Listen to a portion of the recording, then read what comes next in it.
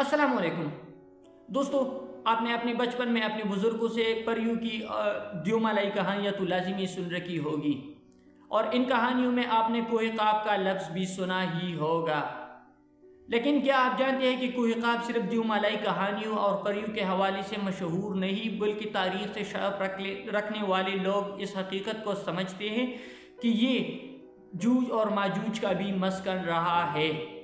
जी बिल्कुल, वही जूज और माजूज जिनके बारे में रसूलुल्लाह सल्लल्लाहु अलैहि वसल्लम की एक हदीस है कि जब जूज और माजूज का काफ़िला बहीरा तिब्रिया से गुजरेगा तो इनका सारा पानी चट जाएगा और इनकी पिछली पीढ़ी जब वहाँ से गुजरेगी तो वो वहाँ पर पहुँचकर कहेंगे कि हाँ, कभी यहाँ पर पानी भी हुआ करता था। इस तरह आपको एक मज़े की फैक्ट बताता चलूँ कि 11वीं सदी ईस्वी में जो अशकनाज़ी यहूदी थी, ये असल यहूदियत का 1.3% हिस्सा हुआ करती थी। लेकिन जब 1931 का साल आया तो ये अशकनाज़ी यहूदी असल यहूदियत का 93% हिस्सा बन चुकी थी। अब आप सोच रहे होंगे कि ये अशकनाज़ी यहूदी कौन है, इनका जूज माजूज और कोह क़ाफ से क्या वास्ता है, तो ये जानेंगे हम आज की वीडियो में। और मैं आपको यकीन से कहता हूँ कि अगर आपने ये वीडियो पूरी देख ली तो आप के ऊपर कुछ ऐसे नए राज मुनकशफ होंगे कि जिसका आपने कभी सोचा भी नहीं होगा। लिहाजा वीडियो की बाकायदा शुरुआत से पहले हम आपसे एक छोटी सी दरख्वास्त ज़रूर करेंगे कि अगर आपने अभी तक हमारे यूट्यूब चैनल को सब्सक्राइब नहीं किया तो काइंडली चैनल को सब्सक्राइब करें, साथ में बेल आइकॉन को दबाना मत भूलिएगा ताकि ऐसी ही मालूमात से भरपूर वीडियोस आप तक पहुंचती रहे। अब हम वीडियो की बाकायदा शुरुआत करते हैं और पहले कोह क़ाफ पर आते हैं। तो इस तरह रूस और जॉर्जिया के वस्ती हिस्से से एक पहाड़ी सिलसिला शुरू होता है जो मशरक़ी यूरोप से दरियाई राइन के मगरबी किनारे से होता हुआ शुमाली यूरोप तक फैला हुआ है। ये एक वसी इलाका है जिसमें रूस, Georgia, Lithuania, Ukraine, Poland, Germany और फ्रांस जैसे अहम ममालिक शामिल है। और इन इलाकों को 1200 साल पहले अशकनाज़ी सल्तनत का हिस्सा भी समझा जाता था। ये एक ख़याली या एक डिपिक्टिव सल्तनत थी जो कई हिस्सों में, कई बादशाहतों में बटी हुई थी, लेकिन इनकी जो मेन पॉपुलेशन थी, जो अहम आबादी थी, वो अशकनाज़ियों की थी। तो अब आप सोच रहे होंगे कि ये अशकनाज़ी कौन है जिनका बार बार मैं जिक्र कर रहा हूँ और जिसका बार बार नाम आ रहा है। तो हुआ कुछ यूँ कि साल 324 क़ब्ल मसीह में, यानी हज़रत ईसा अलैहिस्सलाम की आमद से 324 साल पहले, जब रूम के बादशाह ने यहूदियों की सिटीज़नशिप या शहरियत मनसूख कर दी और उन पर इजाफी टैक्सेस नाफिज किए, आयद किए, तो इन हालात से तंग आकर यहूदियों ने वहाँ से हिजरत करना मुनासिब जाना और इस तरह वो रूम से निकलकर रूम और रूमी सल्तनत के मुल्हिका इलाकों से निकलकर मशरक़ी यूरोप और एशिया की तरफ आने लगी और इस तरह आते आते वो रूस, पोलैंड, यूक्रेन, जर्मनी और इन इलाकों में आबाद होते गए। लेकिन ये अशकनाज़ी असल में है कौन?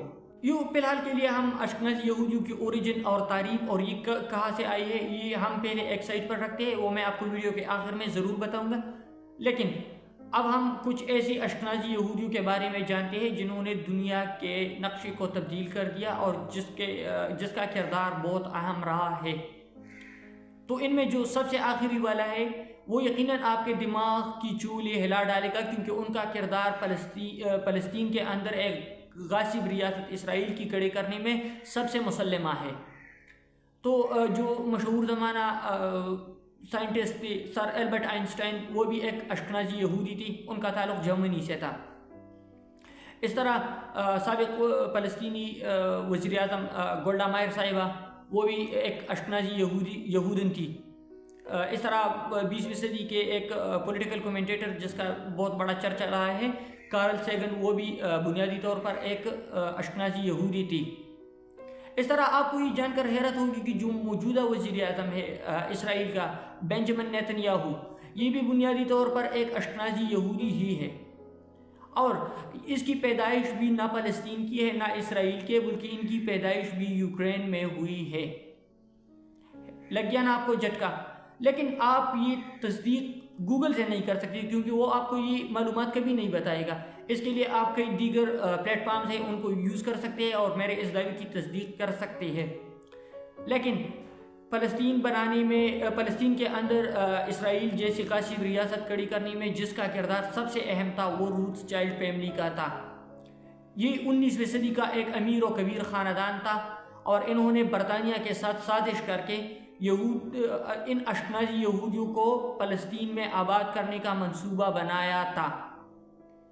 بعض لوگ تو یہ بھی کہتے ہیں کہ ایڈولف ہٹلر کی طرف سے جو یہودیوں کی نسل کشی کی گئی تھی، جو انہیں چیمبر کے ذریعے اموات دی گئی تھی، موت دی گئی تھی، تو ان میں بھی روتھ چائلڈ فیملی کا بہت بڑا ہاتھ تھا.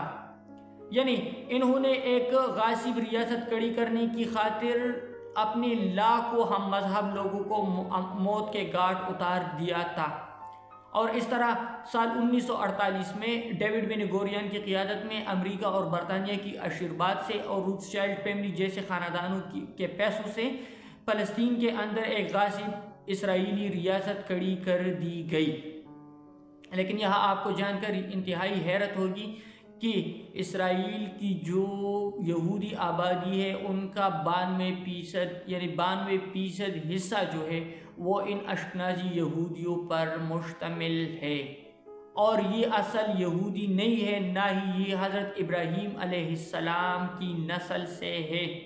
انہیں جو آل یعقوب کہا جاتا ہے، جو یعقوب علیہ السلام کی نسل ہے، جن کا تخلص حضرت بنی اسرائیل تھا، تو یہ اصل میں بنی اسرائیل بھی نہیں ہے، یہ اشکنازی ہے. اور اب میں آپ کے سامنے تعارف کروانے لگا ہوں اشکنازیوں کا اور بحیرہ طبریہ کی ایک حدیث کا، جس کا میں ویڈیو کے پہلے میں ذکر کر چکا ہوں. اب میں آپ کے سامنے اشکنازیوں کی پوری تاریخ سامنے رکھ رہا ہوں. اس کے بعد آپ کو یہ فیصلہ کرنے میں کوئی دشواری نہیں ہوگی کہ اسرائیل میں آباد یہ غیر قانونی سیٹلرز، یہ انلیگل امیگرنٹس اصل میں یہودی بھی نہیں ہے اور یہ اصل میں اشکنازی ہے. تو اشکناز کی تاریخ اور اشکنازیوں کی تاریخ کچھ یوں ہے کہ حضرت نوح علیہ السلام کا ایک بیٹا تھا جن کا نام تھا حضرت یافس علیہ السلام. حضرت یافس علیہ السلام کے 7 بیٹے تھے، جن میں ایک کا نام تھا جوج اور دوسرے کا نام تھا ماجوج. اب جوج کا ایک بیٹا تھا جس کا نام تھا اشکناز، جو کہ ماجوج کا بھتیجا تھا اور حضرت نوح علیہ السلام کا پڑ پوتا تھا. اور یہ اشکنازی اس جوج کے بیٹے اشکناز کی نسل سے ہے. ان کا نہ یہودیت سے کوئی تعلق ہے، نہ یہ یہودی ہے، نہ ان کا بنی اسرائیل کے ساتھ اور حضرت یعقوب کے ساتھ کوئی لینا دینا ہے. کیونکہ آپ کو یہ شاید یہ معلوم نہیں ہوگا کہ یہودیت جو ہے وہ وراثت میں ملنے والی چیز ہے.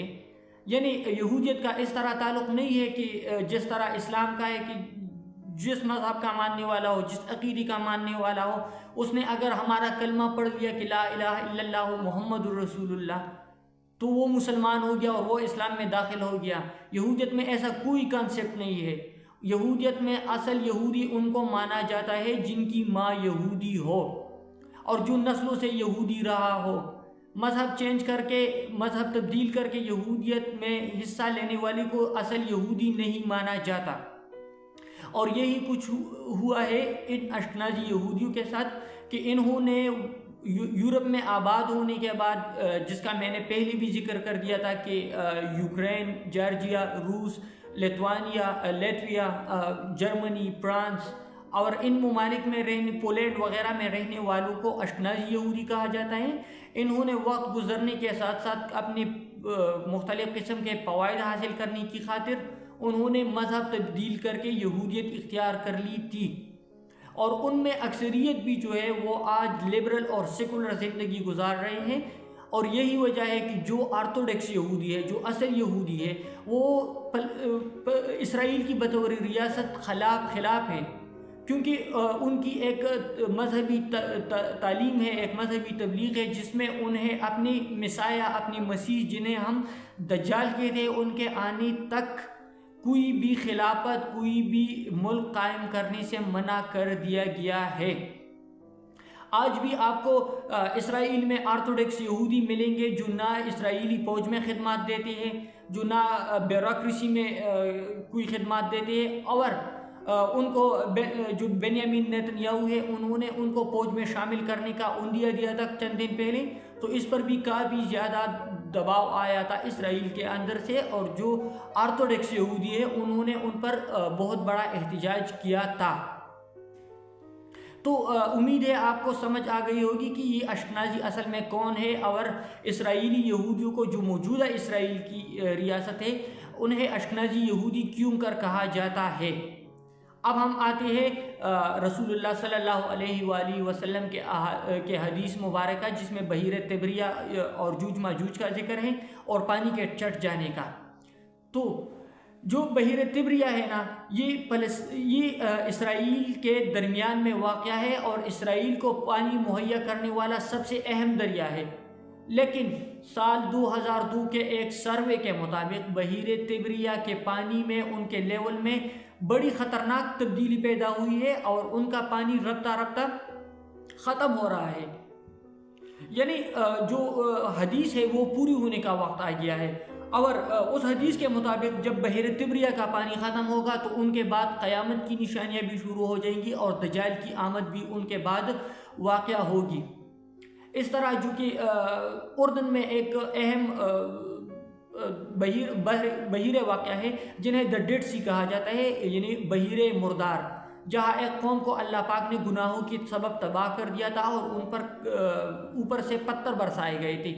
تو جو بحیرہ مردار ہے وہ بھی اردن اور اسرائیل و فلسطین کو پانی مہیا کرنے والا ایک اہم دریا ہے، جہاں سے جو پانی کا ایکویفر ہے وہ ریچارج ہوتا ہے، یعنی وہاں سے پانی ارد گرد کے علاقوں تک پہنچتا ہے۔ لیکن آپ کو یہ جان کر بھی حیرت کا جھٹکا لگے گا کہ جو بحیرہ مردار ہے ان کے پانی میں بھی رفتہ رفتہ کر کے بہت بڑی تبدیلی اور کمی آ گئی ہے، اور ایک اندازے کے مطابق اگلے 50 سے 100 برس میں یہ بحیرہ مردار بھی ختم ہونے والا ہے۔ تو یہ رسول اللہ صلی اللہ علیہ وآلہ وسلم کی ایک حدیث تھی جو پوری ہو رہی ہے، اور مجھے یقین ہے کہ جو علماء ہمیں بتاتے ہیں جوج ماجوج کی جو ہمیں دیومالائی کہانیاں بتائی گئی ہے، حقیقت ان سے بالکل مختلف ہے، اور جو دجال ہمیں کہا جاتا ہے وہ بھی مجھے نہیں لگتا کہ ایسا کوئی کردار ہوگا، بلکہ دجال مجھے ایک سسٹم کا نام لگتا ہے، ایک نظریے کا نام لگتا ہے، اور ایسا لگ رہا ہے کہ ان کی آمد شروع ہو چکی ہے۔ تو اس طرح یہ تھی اشکنازی یہودیوں کی ایک مختصر سی تاریخ۔ امید کرتے ہیں آپ کو ویڈیو پسند آئی ہوگی۔ اگر ویڈیو اچھی لگی ہے تو کائنڈلی چینل کو سبسکرائب ضرور کریں، ساتھ میں ویڈیو کو لائک اور شیئر بھی کریں، اور اپنے خیالات کا اظہار کمنٹ سیکشن میں کرنا مت بھولیے گا۔ ملتے ہیں آپ کے ساتھ ایک نئی ویڈیو میں، تب تک کے لیے ہمیں اجازت دیجیے، اپنا ڈھیر سارا خیال رکھیے گا۔ خدا حافظ اینڈ سبسکرائب۔